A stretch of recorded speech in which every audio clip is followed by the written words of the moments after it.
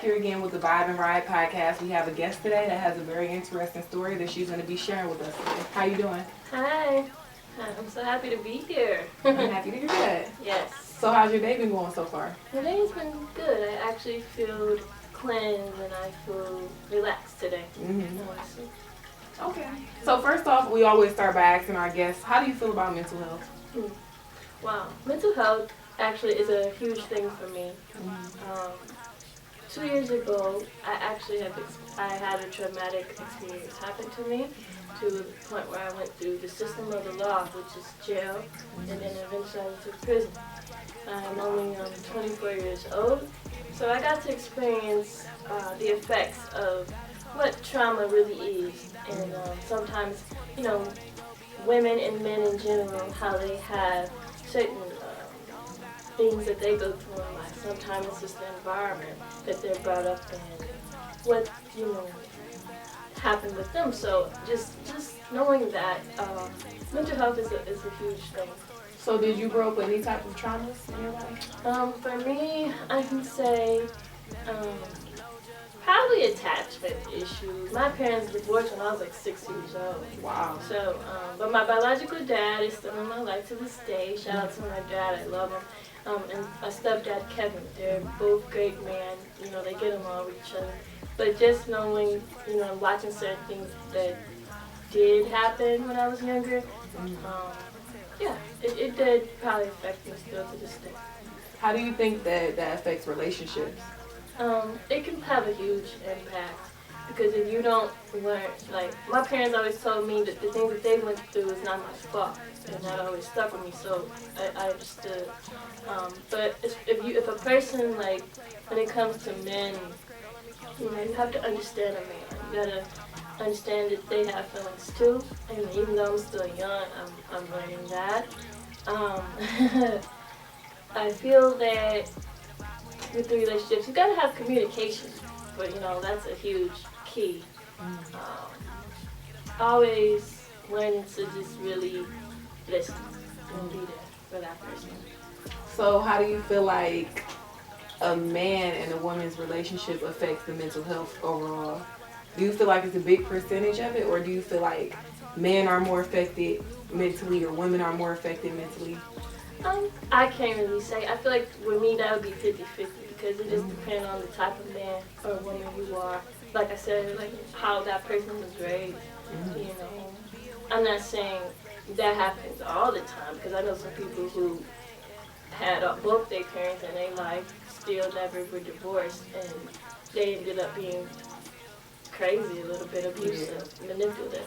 It just depends on the traits that you pick up as you get older. In my opinion, you definitely have to know, because for me as young people, a lot of young people I feel want to have attention nowadays, with all these different trends, and especially in the music industry, we see if you're not dressed a certain way, you don't look a certain way, then the man feels he can degrade you easy, disrespect you, and I just feel young people need to learn how to take more time to just get back to themselves, understand who they are. Wow. Yeah, that's pretty interesting. I definitely agree with that. Yeah. Now, you mentioned something about going to jail. So what was that experience like, and what was the situation that happened? A few years back, I used to intern with the House of Representatives, okay? That's what I thought I wanted to do at one point. I thought I wanted to go to school for politics. And how old were you? I was 18, 17, Wow. 18.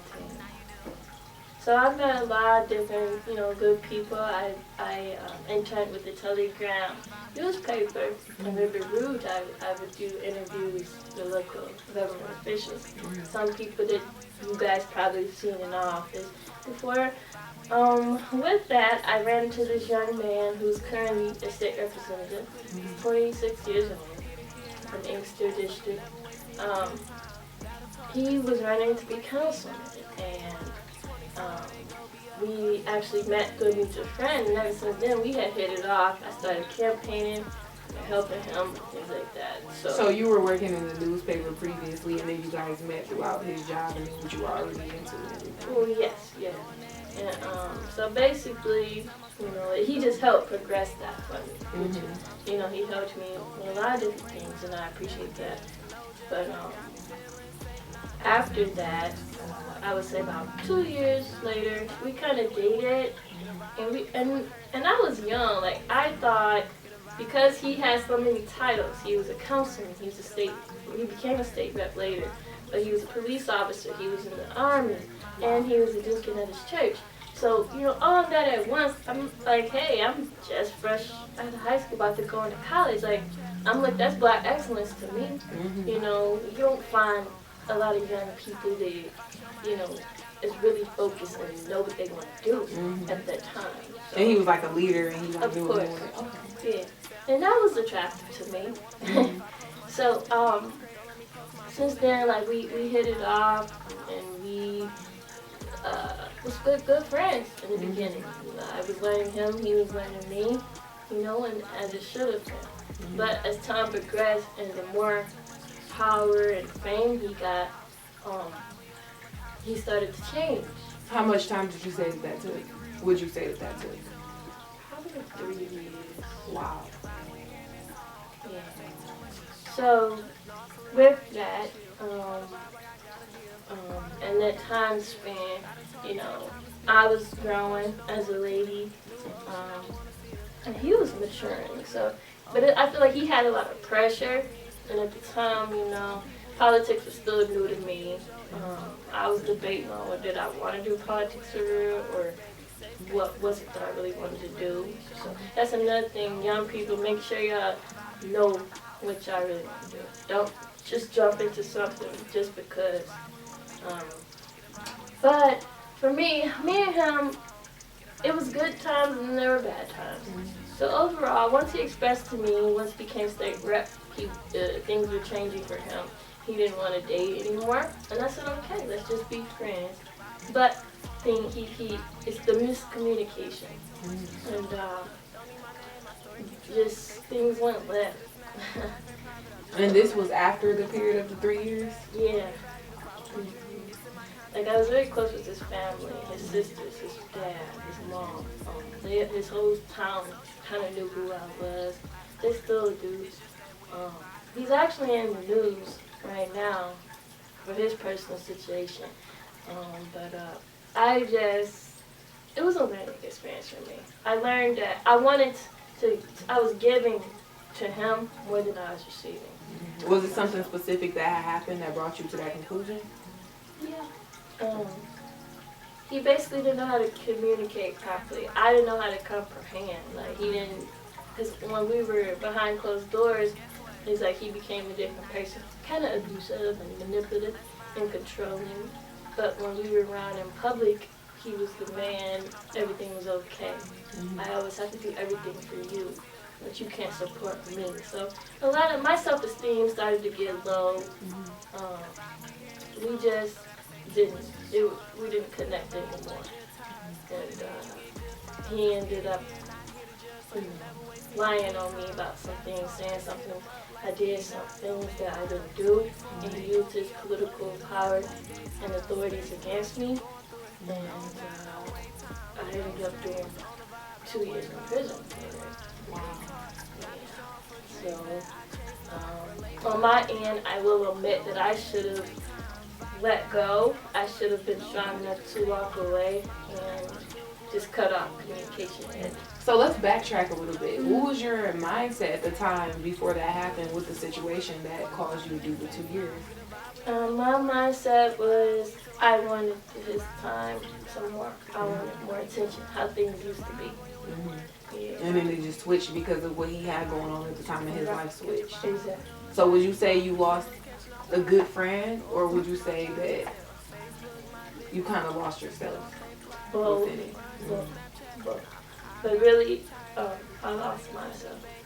Yeah, because like I said, when you end up doing so much for someone, catering to them, how do you have time to really focus and know what you want to do? And that's what happened with me. But now I know exactly what I want to do, and like I said, it was a hard lesson. Sometimes people, the sweetest people have to learn the hardest way, you know. And for me, I can admit, it broke me, it hurt me, but I'm happy to be here today because now I can help somebody else and other people, you know. So within those years, did you ever get it? Did you guys ever talk? Did he ever explain to you why that happened, or did you ever? He expressed to my family when I was away on the phone that he didn't really want that to happen. He just wanted it to be space. He wanted distance. That was it. But, and I guess that was his way of saying sorry. I haven't gotten a sorry or, you know, but I don't really care about it too much anymore. It's like, if we ever speak, then okay, but it's not, let's talk about it. So would you have considered yourself in love at the time? Yes. Do you feel like he was mutually in love too? He made it seem like that way. He's very charming, you know. So yeah, things he got me stuff. I got him things. And then over the course of 3 years, that's a minute. Yeah. That's a long time to be around somebody. Yeah. So what would you say to other females that would be going through something similar, or if they're in a situation with somebody in the spotlight or that has power like that, what would you tell them? Always know your worth, regardless. Just like dating a celebrity. Okay, what were you saying? Yeah, I was just saying basically that sometimes you really just have to love yourself. I had to love myself all over again, you know, because like you're giving so much of yourself to somebody and you're not even receiving it no more after everything they did, everything I've done together. But I used to be a part of the NAACP, too. I was very recognized in that area. I had a lot of respect, and, you know, and I still do. You know, now I work in TV film, writing and things like that. But it's just to see that I've moved both sides. I got to see him. I got to learn politics. I got to learn how it works. And then I also got to see the other side. How the law can also turn on you and don't care about you.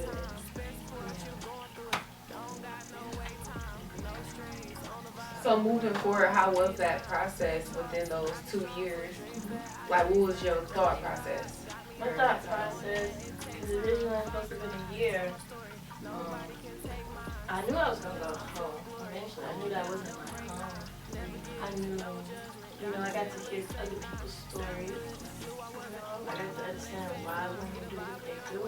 Why do they make the choices that they do? From pain and neglect, abandonment issues. I got to see, like, you know, some people on the opposite side, some women are actually happy they're there because some come from broken homes and don't have nobody, you know, so it's like, well, hey, I'm in this place with people, I got free food every day, I got free water, free lights, I got a TV, you know, most of the lifers are already kind of set up for that, so it's like, when you get used to, that's why it's called rehabilitation, because it's for people who do things that are not nice or good or whatever. It's for you to learn behavior, for you to change that behavior. But that's not always the case for certain people, even with men. That's why the prison rate is so high in the way it is, because people think, okay, I can come out, I'm free now. But if you don't change that thought process, you're gonna end up going right back. You know, people sometimes. That's why therapy and talking is really good for. I know people like, well, I got trust issues. I got trust issues now, but it's like I'm working through it, and I'm not ashamed. And that's a big thing. You gotta put your pride aside sometimes and really think of someone else sometimes. So So when you were in there, who were your biggest supporters? My family, of course. Because my uncle as well, he was actually did time. It just, it crushed a lot of people in my family because they know that was wrong and something that shouldn't happen. But they also know on my behalf where I went wrong and what I should have done differently too. But the whole thing is I should have never went to prison. Should have never lost 2 years. But at the end of the day, I'm happy that it did happen because it just made me stronger and able to really understand people and women. But I always had a huge support team anyway, so I was well taken care of. Did that make it harder for you to trust men when you got out? Not necessarily, because I don't really trust people like that know that I just meet. It takes time. It just helped me to be more assertive. I do know that. It helped me not to be so naive and so easy, not to be tricked into things. Yeah, used, taken advantage of. It did help me see that. Because you got some smooth talking men, charming men out here. So, you just gotta be careful. Have you ever talked to any of the females from the prison afterward? Yes. How they doing? They're doing great. Most of them came home, got their business. Are doing podcasts now. Some a lady I know named Michelle Pearson. Shout out to Michelle Pearson. She did 30 years. Wow. Yeah, she was 17. She was raped in prison and had a son back in the day. But now she's home. While she was in there, she was a part of the National Blackness Association, which is called NLA. And what they do is they give a platform and newsletters for women in there who have done time and who are remorseful and who want to have a voice and help young people and understand the seriousness of the law. We must study the law. We must understand, rules and regulations. But with that, now Michelle, she was such a great woman. She was up there with the warden. She would help the women get what we need as far as health care and what else. Just privileges that were kind of taken away from us. Well, for them, years ago. But she now is a justice advisor here in Michigan. She helps women like herself who have been through that trauma. Do you hear what you just said? What I say? Did you hear what you just said about her story? What? Like, you just gave me the whole rundown, the whole marketing, the whole, wow, but do you not realize that your story is equally important? Of course, yeah. I work with some nonprofits, and a lady, shout out to Miss Idina Smith for Steps for Life, Inc.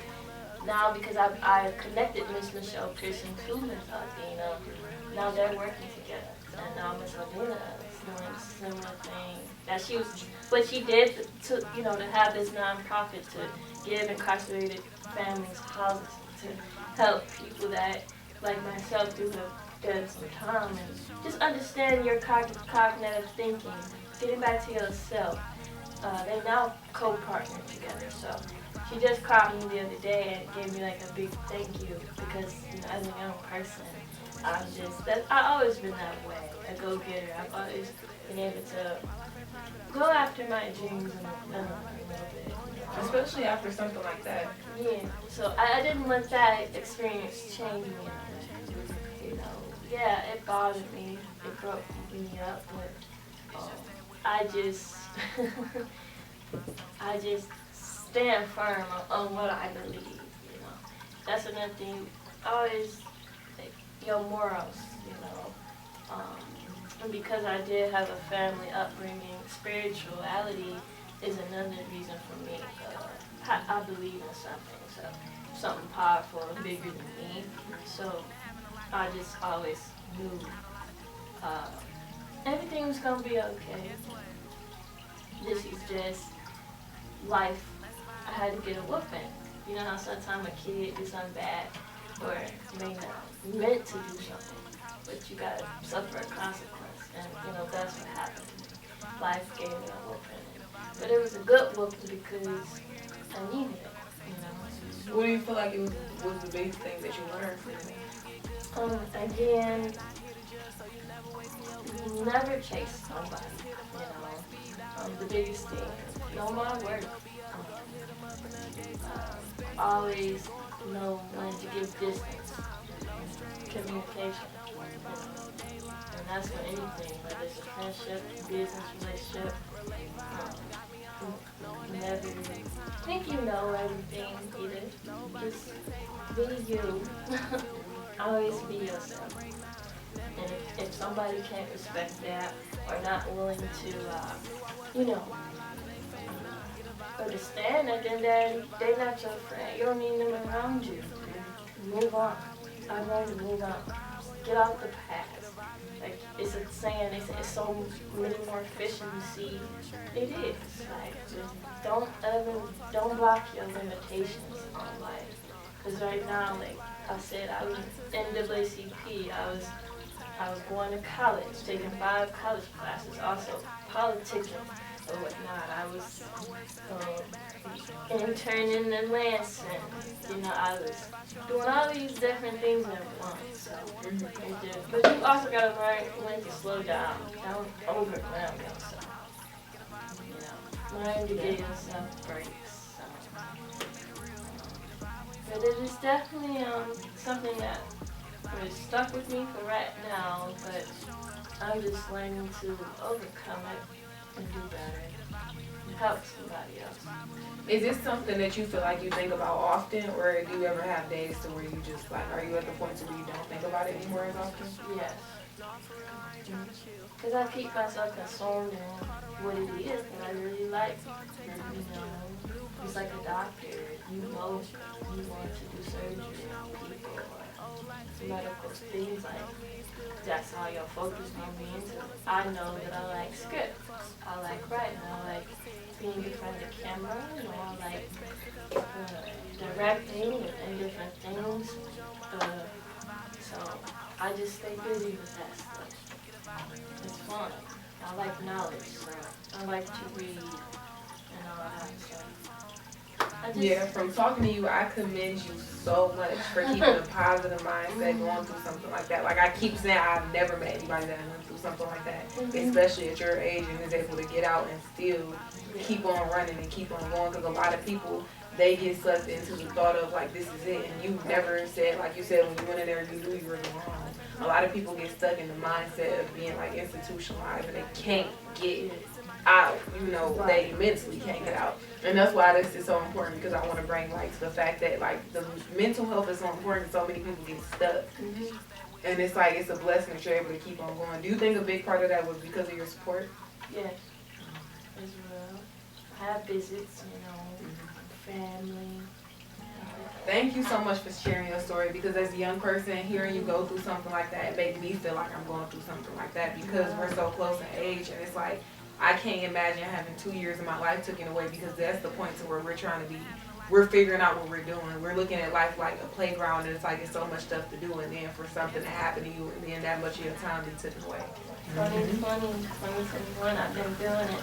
January 7th of 2018 when I went in, and April 7th is when I was released to parole this year. So, you know, but just within the time frame that I've been home, I've got to meet Pedro Giovanni. I've got to meet like so many awesome entertainers and actors that just motivated me and mentored me. They may not know my story, but just to know, because you never know who you're talking to, but it's like that encouragement. It's like, you can do anything you want to do. So. 100%. And Payroll was one of the big OGs. Yes, he's one of the OGs. I was very impressed with your profile, because a lot of people, it's hard for them to stay true to themselves even for that long. It's hard for them to still chase that. Like, you've been on this since even before you went in, right? And then even until after. A lot of people, it's hard to keep that, like, that momentum or that motivation to keep on going. So it's a blessing that you're here today, and it's a blessing that you can keep on going. Thank you so much. No problem. Thank you. I look forward to helping Bob and Ride and helping others as much as I can. So. And it all starts with your story, because I know that that's what keeps most people pushing. Because right now, it's so many people that have untold stories. You know, every day, like you said, we never know who we're talking to. It's people on the street right now that, you know, they're asking for change, they're asking for $1. We don't know, they could have been a millionaire one point of time, and right now they're somewhere else. Right. So it's very important for a lot of young people to stick to what they want to do. Because life can change. You may think your life heading in some direction and you think you got everything figured out, but I'm telling you, your life can change within the blink of an eye. I just want to say thank you. You know, sometimes it's like innocent child, you know, but it happens to the best of us. Well, thank you. Thank you for shedding your light on Bob and Ryan. We appreciate it. Thank you for coming and telling your story. And thank you for, in a way, going through something for the rest of us so that we don't have to experience something like that. Because in this day and age, like we were talking about earlier, a lot of females, they take it as a joke when they go through situations and relationships. It's like right now, our society is so toxic, especially in our generation, that people see something like that and they like, you know, even the thing that was like, I don't know if you heard about it, but it was, she was like, I'll die about that dick, and it's like, oh wow. sometimes we don't get that second chance. Sometimes we don't get that redemption from everything. And I just pray that you come back 10 times harder from anything you've been through, because you definitely do not look like what you've been through at all. Thank you so much. No problem. Yeah, that's the goal. Get a vibe when you land on the couch. Get a vibe when you really wanna feel. Catch a vibe when you wanna